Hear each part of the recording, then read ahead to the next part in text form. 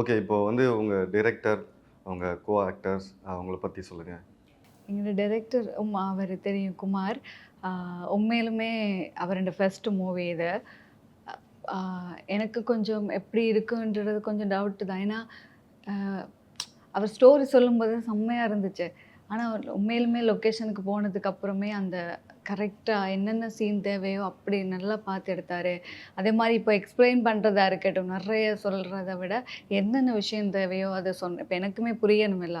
எனக்கு புரியிற மாதிரியே ஆ ஒரு 1 மந்த்லயே ஷூட் ரொம்ப ஸ்பீடா தான் முடிஞ்சது.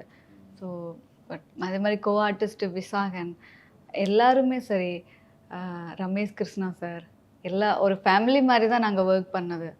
ஸோ ஒரு உண்மையிலுமே ஒரு கட்டத்தில வந்து ஒரு மாரி ஜாலி ஆயிட்டு.